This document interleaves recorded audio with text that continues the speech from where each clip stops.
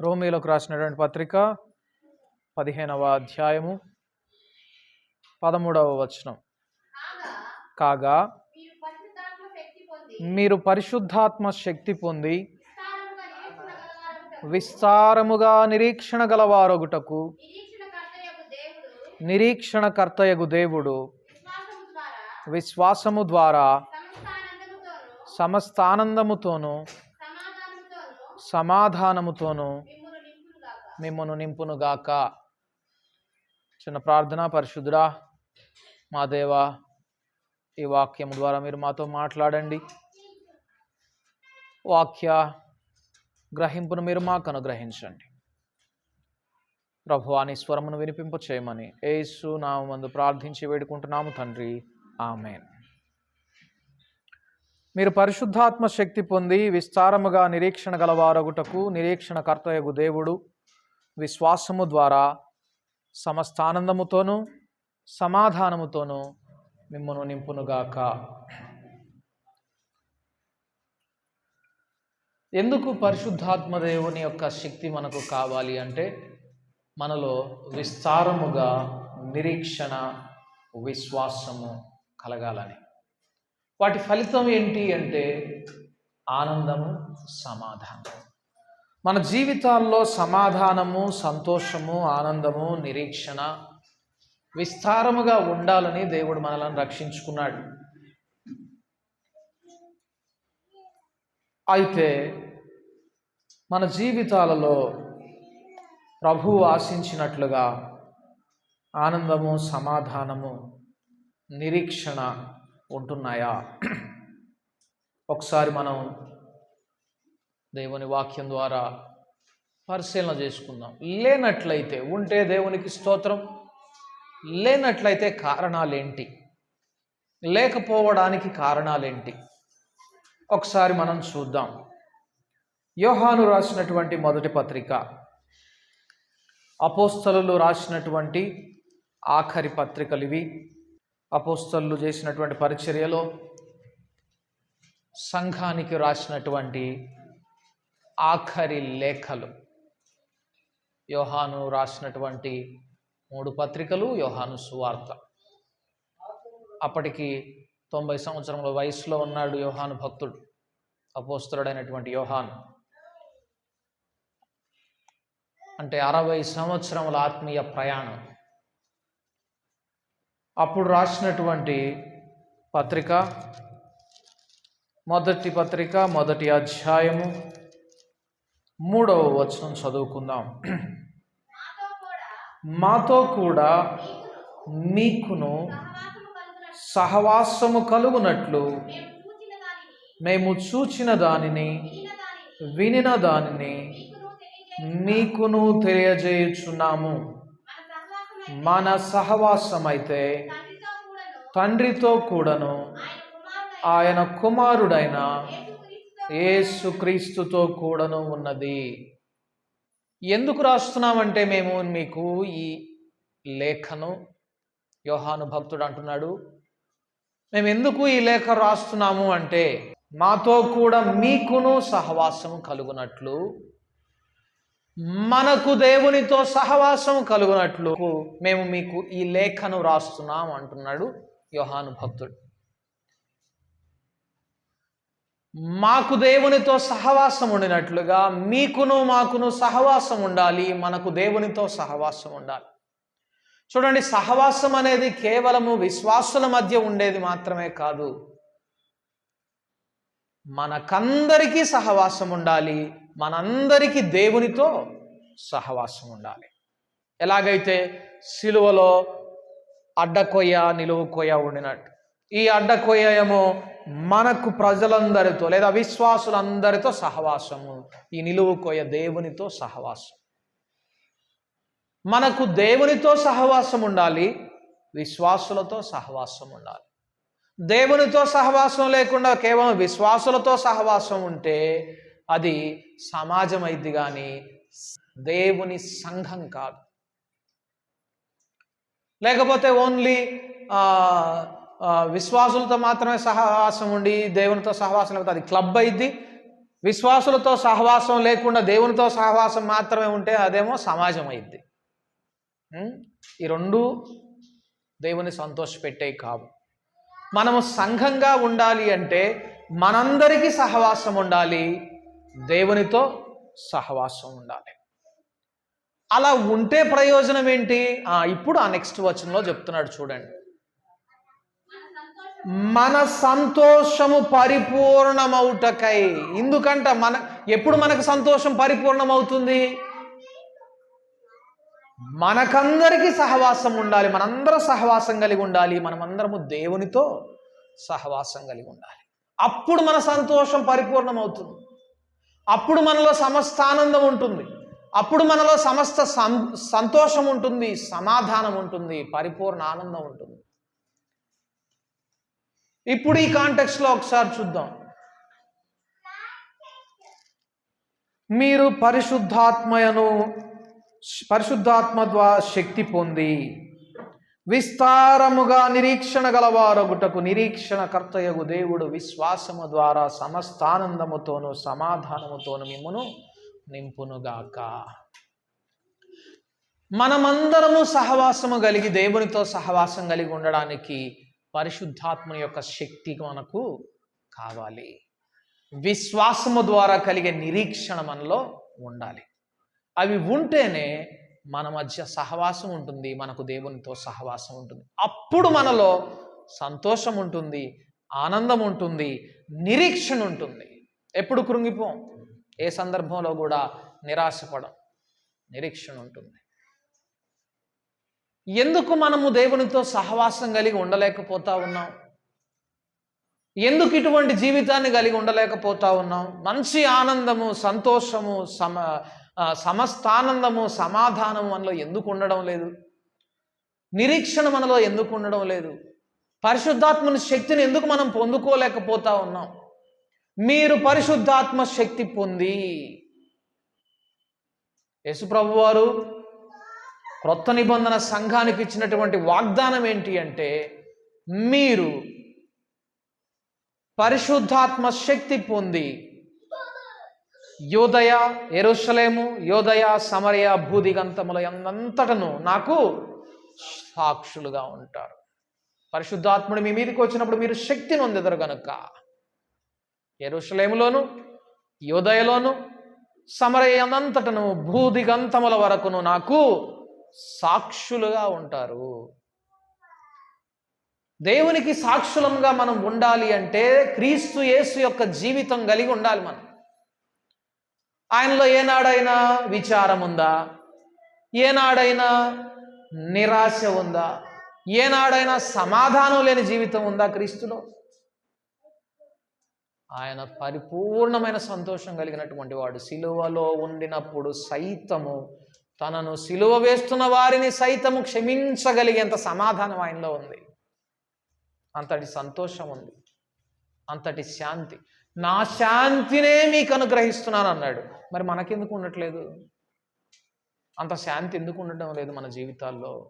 కలవరం, అసమాధానం, నెమ్మది లేనితనం, సంతోషం లేనితనం, నిరాశ, నిస్పృహలు ఎందుకు ఆవరిస్తూ ఉన్నాయి మనల్ని? ఎందుకంటే మన సహవాసము సరిగా లేదు. కొరింథీయులకు రాసిన మొదటి పత్రిక 5వ అధ్యాయము 9వ వచనం చదువుకుందాం. జారులతో సాంగత్యము చేయవద్దని నా పత్రికలో మీకు వ్రాసి ఉంటిని. అయితే ఈ లోకపు జారులతోనైనను, లోభులతోనైనను, దోచుకొను వారితోనైనను, విగ్రహారాధకులతోనైనను ఏ మాత్రము సాంగత్యము చేయవద్దని కాదు.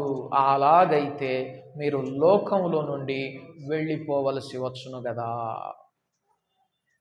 ఏమంటున్నాడంటే, జారులతో సాంగత్యం చేయవద్దని నా పత్రికలో మీకు రాశాను కదా. దాని అర్థం ఈ లోకంలో ఉండినటువంటి జారులతో కానీ, ఈ లోకంలో ఉండినటువంటి లోభులతో కానీ, ఈ లోకంలో దోచుకుని వారితో కానీ, ఈ లోకంలో విగ్రహారాధకులతో కానీ మీరు సాంగత్యం చేయొద్దని కాదు. ఎందుకంటే ఒకవేళ మీరు కనుక అదే పాటించేవాళ్ళు అయితే మీరు అసలు ఈ లోకంలో నుండి వెళ్ళిపోవాలి. ఎందుకంటే లోకం మొత్తం అట్లాంటి వాళ్ళతో నిండి ఉంది. లోకం మొత్తం ఇలాంటి వారితో నిండి ఉంది. లోపులతోనూ, విగ్రహారాధకులతోనూ, వ్యభిచారులతోనూ, జారులతోనూ, దోచుకుని వారితోనూ నిండిపోయి ఉంది. మీరు ఈ లోకంలో ఉండకూడదు, ఇక అట్లాంటి వాళ్ళతో సాంగత్యం చేయకూడదంటే మరి దాని అర్థం ఏంటి అంటున్నాడు చూడండి. ఇప్పుడైతే సహోదరుడనబడిన వాడెవడైనా జారుడు గాని, లోభి గాని, విగ్రహారాధకుడు గాని, తిట్టుబోతు గాని, త్రాగుబోతు గాని, దోచుకునివాడు గాని అయి ఉన్న ఎడల అట్టి వానితో సాంగత్యము చేయకూడదు. ఇప్పుడు సహోదరుల మధ్య సహవాసం ఉండాలి అంటే ఇవేమీ ఉండకూడదు సహోదరులలో. ఒకవేళ మన ప్రక్కన ఉన్న సహోదరులు ఒకవేళ అలాంటివి ఉంటే ఏం చేయకూడదు, మనం అటువారితో సహవాసం చేయకూడదు, కనీసం భుజింపనకూడదు. మరి అంటే దాని అర్థం వాళ్ళని కనీసం క్షమించకూడదనా? మీరందరినీ క్షమించండి, మీరు ఎలాగైతే క్షమిస్తారో అలాగే మీ పాపాలు క్షమించబడతాయి. మీరు ఎవరినైనా క్షమించకపోతే మీ పాపాలు కూడా క్షమించబడవు. మరి కండిషన్ ఒకటి ఉంది చూడండి, క్షమాపణకి సహవాసానికి చాలా తేడా ఉంది. అవతల వ్యక్తి లోభిగా ఉన్న అవతలి సహోదరుడు లోభిగా ఉన్నా, తిట్టుబోతుగా ఉన్నా, త్రాగుబోతుగా ఉన్నా, దోచుకుని వారిగా ఉన్నా, విగ్రహారాధకులుగా ఉన్నా మనకట్టి వారితో సహవాసం ఉండదు, కానీ క్షమిస్తాం. ఇప్పుడు యేసుప్రభు వారు అందరినీ క్షమించారా లేదా చెప్పండి? అందరినీ క్షమించాడా లేదా యేసుప్రభు వారు? అందరినీ క్షమించాడు. తిట్టుబోతుని క్షమించాడా? క్షమించాడు. దోషకుణ్ణి క్షమించాడా? విగ్రహారాధకుణ్ణి క్షమించాడా? వ్యభిచారిని క్షమించాడా? క్షమించాడు. కానీ సహవాసం ఉందా యేసయ్యకు? అందరితో సహవాసం ఉండదు. ఎందుకంటే ఆయనకు దేవునితో సహవాసం ఉంది, ఆయన పరిశుద్ధతను అపేక్షించే వారితో ఉంది, తండ్రి అయిన దేవుని మహిమను వెదికే వారితో ఉంది సహవాసం, తండ్రిని సంతోషపెట్టే వారితో ఉంది సహవాసం. అందుకే 70 మంది మేము నిన్ను అనుసరిస్తామయ్యా, మేము నీ శిష్యులమయ్యా అని చెప్పుకున్న అంతమందిలో కేవలం 12 మందినే ఆయన సపరేట్ చేసుకున్నాడు. ఆ 12 మందిలో మళ్ళీ పేతురు, యోహాను, యాకోబును ప్రత్యేకించుకున్నాడు. చూడండి, సహవాసము. అందుకే వారి జీవితాల్లో ఎన్నడూ కలవరం లేనటువంటి పరిస్థితి నూతన నిబంధన ఎస్టాబ్లిష్ అయిన తర్వాత, పరిశుద్ధాత్ముడు వచ్చిన తర్వాత, యేసుప్రభు వారు ఉండినప్పుడు ఆయన దగ్గర శిష్యరికం చేస్తున్నప్పుడు కూడా వారిలో కలవరం ఉంది. శిష్యుల్లో సముద్రం మీద పోతా ఉన్నప్పుడు తుఫాన్ వస్తూ ఉంది, వీళ్ళకి కలవరం వచ్చేసింది. అంతమంది కనపడగానే వాళ్ళందరికీ భోజనాలు పెట్టగానే వీళ్ళకి టెన్షన్ వచ్చేసింది. కానీ పరిశుద్ధాత్ముడు వచ్చిన తర్వాత పెంతెకోస్తు దినం నాడు వారు లేచి ఒక అంగహీనుణ్ణి బాగు చేసిన తర్వాత సమాజ మందిరంలోనికి పేతురుని, యోహాను ఈడ్చుకొని వచ్చినప్పుడు ధైర్యంగా లేచి నిలవబడ్డాడట పేతురు ధైర్యంగా లేచి నిలవబడి, చూడండి ఒకసారి మనం అది చూద్దాం. అపోస్తలుల కార్యములు 4వ అధ్యాయము 13వ వచనం. వారు పేతురు, యోహానుల ధైర్యమును చూచినప్పుడు వారు విద్యలేని పామరులని గ్రహించి ఆశ్చర్యపడి వారు యేసుతో కూడా ఉండిన వారని గుర్తెరిగిరి. నీవు నేను యేసయ్యతో సహవాసం కలిగి ఉన్నామని అన్యజనములు లేకపోతే ఇతర సహోదరులు ఎప్పుడు గుర్తిస్తారు తెలుసా? నీలో నాలో ధైర్యముతో యేసును గుర్చిన సాక్ష్యం ఉండినప్పుడు. నీలో నాలో ధైర్యముతో కూడినటువంటి సాక్ష్యం లేకపోతే యేసయ్యతో మనకు సహవాసం లేదు. పేతురు, యోహానుల ధైర్యాన్ని చూచినప్పుడు వీరు యేసుతో ఉండిన వారు అని గుర్తుపట్టారంట వారు. ఇప్పుడు నీకు నాకు కూడా సాక్ష్యం ఇవ్వడానికి క్రీస్తుని కూర్చున్న సాక్ష్యం ఇవ్వడానికి గొప్ప అవకాశం దొరికింది. కుల గణన. క్రిస్టియన్ అని పెట్టుకుంటున్నావా? పెట్టుకుంటే అమ్మో తాయిలాలు పోతాయి, కొన్ని బెనిఫిట్స్ పోతాయి. పేతురు యోహానుల ధైర్యమును చూచినప్పుడు వారు క్రీస్తుతో కూడా ఉండిన వారని గుర్తెరిగారట.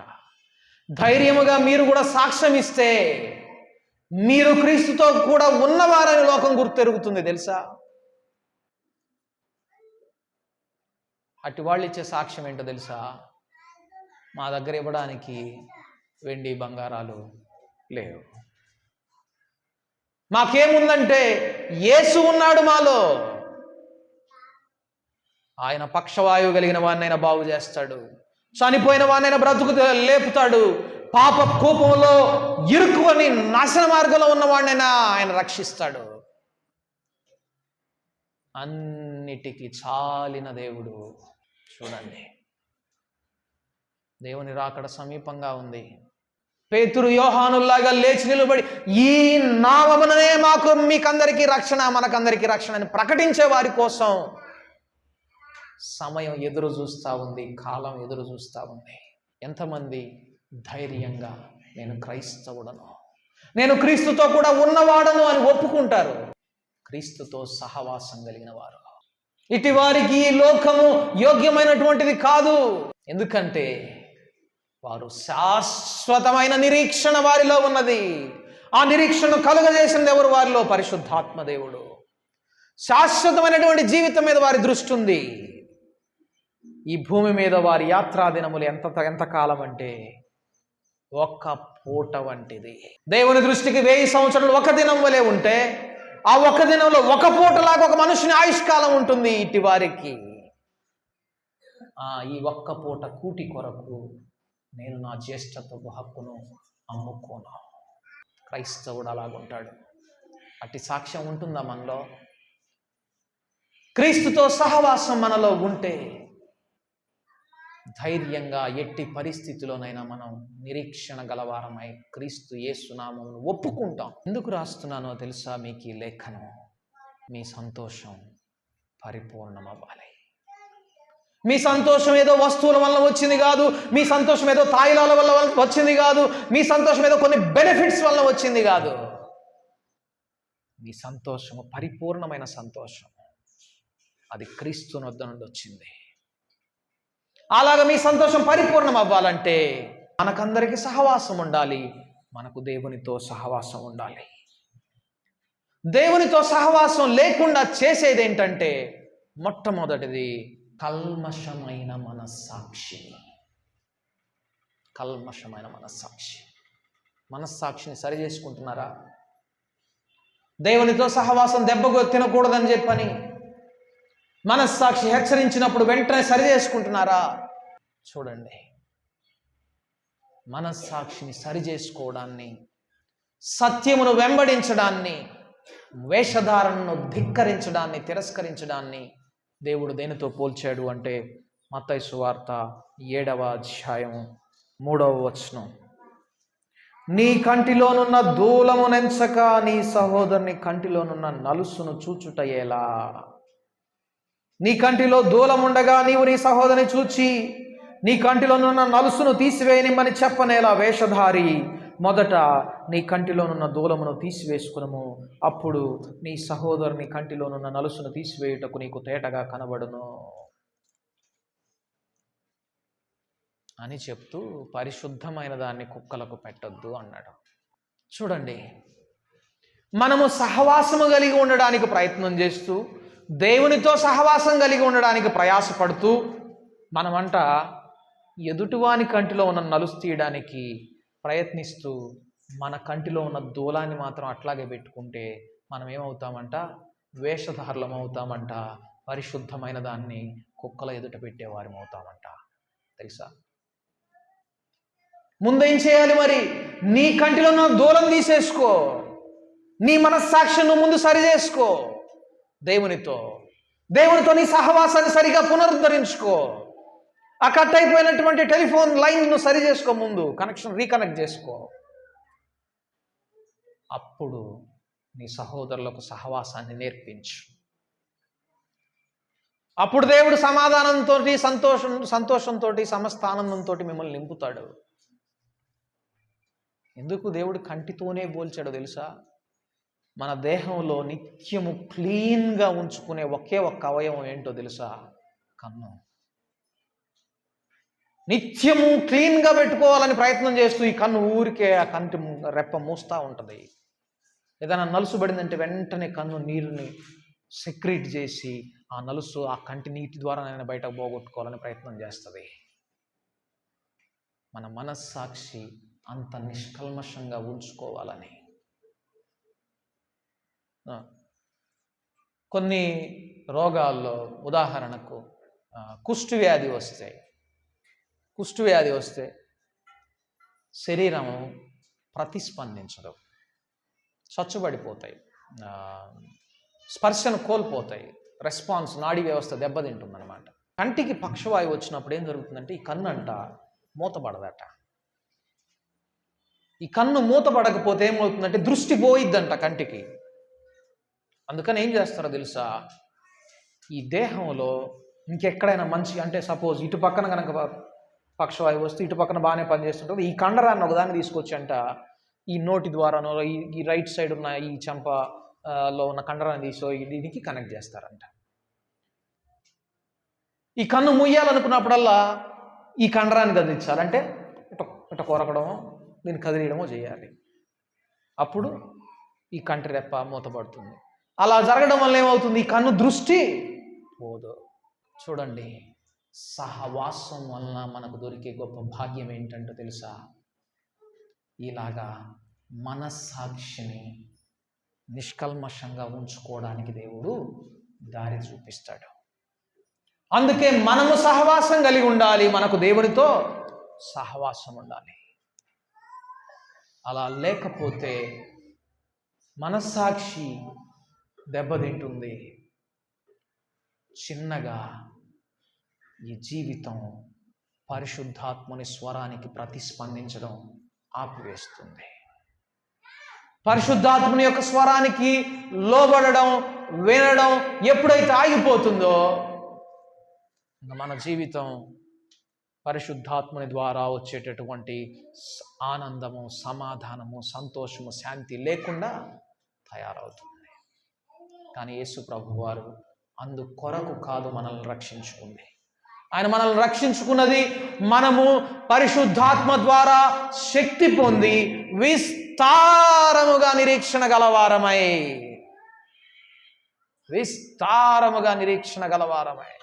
ఏ శ్రమ, ఏ ఇబ్బంది, ఏ ఇరుకు మనల్ని కలవర పెట్టకుండా, ఏ శోధన, ఏ పరీక్ష మనల్ని కలవర పెట్టకుండా నిరీక్షణ గలవారమై ఉండడానికి దేవుడు పరిశుద్ధాత్మ దేవుణ్ణి మనకు అనుగ్రహించాడట. పరిశుద్ధాత్మ శక్తి పొంది విస్తారముగా నిరీక్షణ గలవారై సమస్తానందముతోనూ సమాధానముతోనూ దేవుడు మనల్ని నింపుతాడు. కరువైన, ఖడ్గమైన, వస్త్రహీనతైన, ఉపద్రవమైన ఏది మనలను దేవుని యొద్ద నుండి వచ్చే ఆ సమాధానం నుండి, సంతోషం నుండి, శాంతి నుండి మనలను వేరుపరచలేదు.